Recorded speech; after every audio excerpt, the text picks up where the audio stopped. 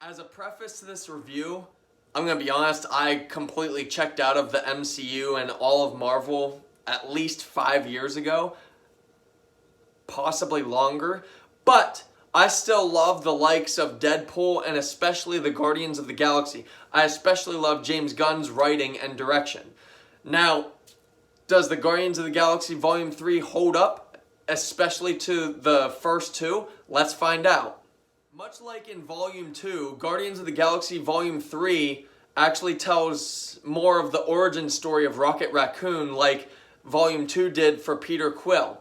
But Volume 3's story actually has a very meaningful emotional impact within its story. I love Volume 2's story. I love everything they did with Ego and Peter Quill's character and origins and everything. But Rocket Raccoon's origin story in Volume 3 is by far so much better, so much more significant, at least to the team of the Guardians of the Galaxy.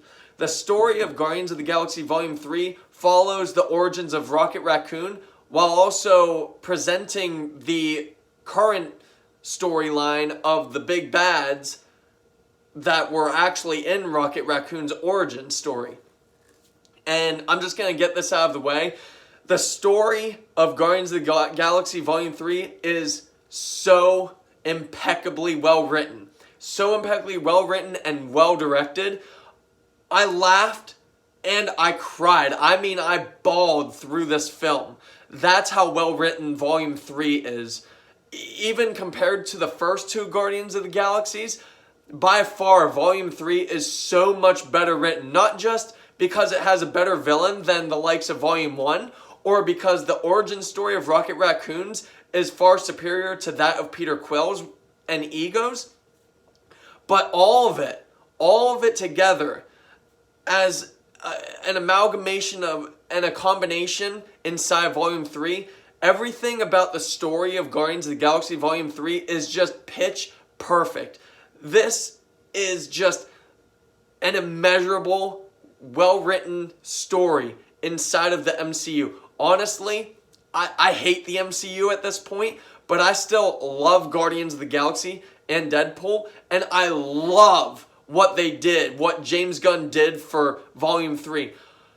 I'm not so much in love with the fact that Marvel fired James Gunn and then brought him back when they saw that DC brought him in to make the Suicide Squad. But I'm glad that they reneged on what they did and brought him back, because James Gunn, whether you like or dislike his writing, honestly though, for misfit team-ups, his writing style is perfect. He perfected the Suicide Squad, and he has completely perfected Guardians of the Galaxy. Guardians of the Galaxy, all three movies, I love every single one. Now, each of them have flaws, and I'll get into Volume 3's in a little bit, because that's in a different section. But the story of Volume 3 is hands down the absolute best story in all of the Guardians of the Galaxy. And honestly, Guardians of the Galaxy Volume 3's story is one of the absolute best stories in all of MCU, in all of Marvel. I cried horrendously throughout this entire film, not just in one scene, but fucking many. This is almost a 2.5 hour behemoth of a film, and I cried at least 3 times. This film is so heartfelt, so well written. It makes you feel endeared and just dedicated to these characters that you basically grew up with and grew around. And I love everything that James Gunn has done for these characters. I love how he ended these characters' stories. I love that he brought the past back in for every character. I love the performances all around. I love the writing. The direction was phenomenal. I have no complaints in any of the story or filmmaking department of Guardians of the Galaxy Volume 3. The audio and visuals of Guardians of the Galaxy Volume 3 in 4K are outstanding. The visuals, every single piece of this film's scenery, cinematography, cinematic sequences, everything is breathtakingly well done, very well shot.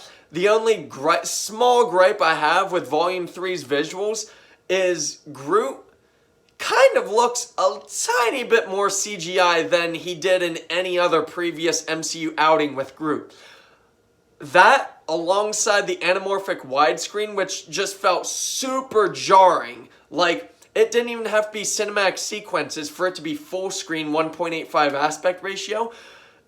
And then the scene after that would be straight up 2.4 widescreen. Now, there are some scenes where it's 2.4, and then you can tell that it's a scene that needed to be captured in full screen, and the widescreen would slowly expand to 1.85, and I did appreciate those times, but throughout the film, I honestly hate anamorphic widescreen. I hate whenever it transitions throughout one film from full screen to widescreen to semi-widescreen. I hate that shit.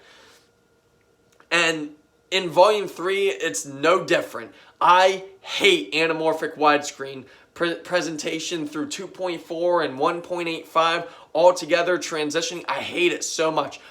But with that being said, though, Guardians of the Galaxy Volume 3's visuals didn't really suffer in the film itself. I didn't really care for the transitioning, but that's really the only gripe I have with the visuals. Now, the audio of Guardians of the Galaxy Volume 3 honestly felt and sounded very atmospheric. At home, even on 4K, not really theater quality, but still, nevertheless, Guardians of the Galaxy Volume 3's audio holds up immeasurably as well as the visuals. I have really no complaints with the audio. It's a great audio mix. I loved the outer space times. I loved all of the bouncing around that you could hear a whole shit ton of audio, a whole lot of sounds. I loved the immersion of Guardians of the Galaxy Volume 3 inside the audio and visuals combined. The only gripe I had with it was take away the anamorphic widescreen. For the love of God, if it's not a horror movie, make it 1.85 or 1.78 aspect ratio. It's not that hard. Christopher Nolan does it with IMAX cameras. Everybody should do it. That is how you make a film. Overall, for me, Guardians of the Galaxy Volume 3, honestly, is one of the absolute greatest MCU films ever made. I love Volume 3. I love all three Guardians of the Galaxy, but if I were to recommend one to somebody who at least saw all of the Guardians of the Galaxy, I would recommend Volume 3. I mean, even for a first-timer, a newcomer, I would still recommend the whole trilogy. Obviously, they need to know about these interpersonal characters, but Volume 3, hands down, is the epitome of what MCU needs to be, what MCU used to be back in the very first Iron Man days. And honestly, in the last 5 to 10 years, MCU and Marvel, around the time they were bought out by Disney, they've really crumbled to the ground. Marvel has really disintegrated into just tedious monotony of pushing out 5 movies a year and all of them being the same.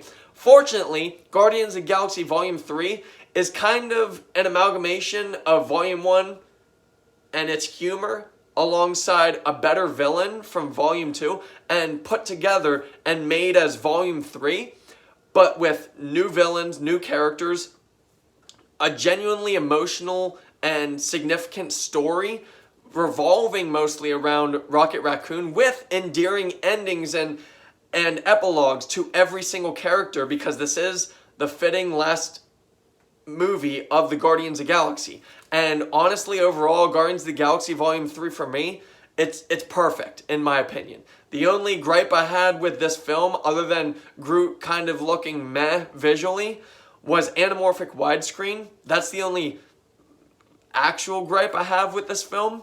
But that's just a personal preference. I don't like anamorphic widescreen. I don't like widescreen transitions throughout a single movie.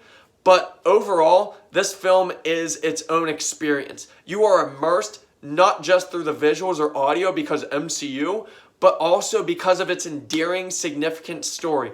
I love Guardians of the Galaxy Volume 3, and that is why I am giving Volume 3 an exact 10 out of 10.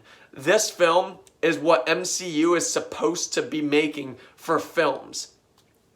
I really hope that Disney, Marvel, and MCU really band together, stay in one office room, and they think and realize, Guardians of the Galaxy, James Gunn. We can't make James Gunn-esque films every single time, but we need to learn from filmmakers such as James Gunn, such as even Quentin Tarantino, even Christopher Nolan.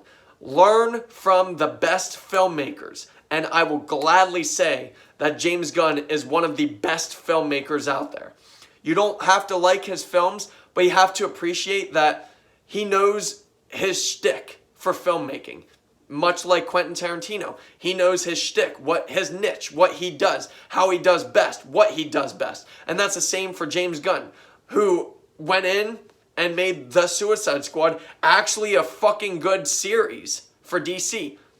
And Guardians of the Galaxy and James Gunn, they were just completely perfect for each other. James Gunn knows how to write stories revolving around misfit teams, and he does it excellently, and he perfected it in Guardians of the Galaxy Volume 3, a 10 out of 10 masterpiece. Thank you.